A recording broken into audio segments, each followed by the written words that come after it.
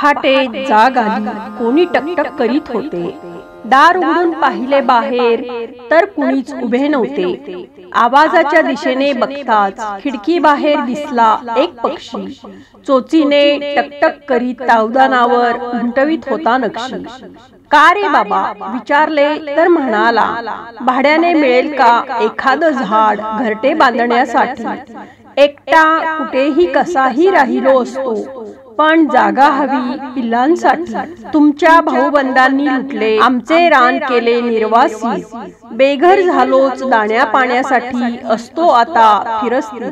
वर पुण्य म्हणून ठेवतात गच्चीत थोडे दाणे आणि पाणी, पण निवाऱ्याचे काय हे लक्षातच घेत नाही कोणी। पोटाला हवेच खातो तो भीक, अन्न नेतो थोडे घरी, खायला तर हवंच जरी डोक्यावर छप्पर नसले तरी। कधी कधी वाटते करावी आत्महत्या, बसून विजेच्या तारेवर, किंवा द्यावा जीव लोटून त्या उंच मोबाईल टॉवरवर। जसे मग आत्महत्येनंतर सरकार काही देते शेतकऱ्याला, तसेच मिळेल का एखादं झाड माझ्या पिल्लांना तरी आसऱ्याला? ऐकून मी चक्रावले, खरंच एवढा विचार मी नव्हता केला। जंगल तोडीत त्यांच्या घराचा विचार कुठेच झाला नाही।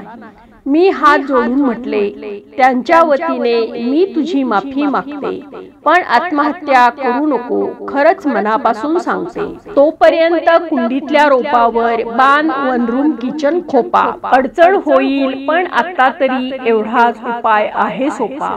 तो म्हणाला, खूप उपकार होतील, पण तुम्ही भाडे कसे देणार? रोज त्रिकाळ मंजूळ गाणी ऐकव, बाकी काही आम्ही नाही मागणार। तो म्हणाला, मला तुम्ही भेटलात, पण बाकी नातलगांचं काय? त्यांना पण घरट्यासाठी जागा हवी, कुठे ठेवतील पाय? अरे लावतायत आता झाडे, अन जगवतातही आता कुणी कुणी। बदलते चित्र हळूहळू, त्यांना सांग आत्महत्या करू नका कुणी। ऐकून तो पक्षी उडाला काड्या जमवायला घरट्यांसाठी, अन मी पण मोबाईल उचलला तुम्हा सगळ्यांना हे सांगण्यासाठी। त्याची खिडकीवरची टकटक माझ्या मनाचे उघडले कवाड, वाचून तुम्ही पण लावाल ना कुंडीत वा अंगणात एक तरी झाड, निदान एक तरी झाड। झाडे लावा, झाडे जगवा। धन्यवाद।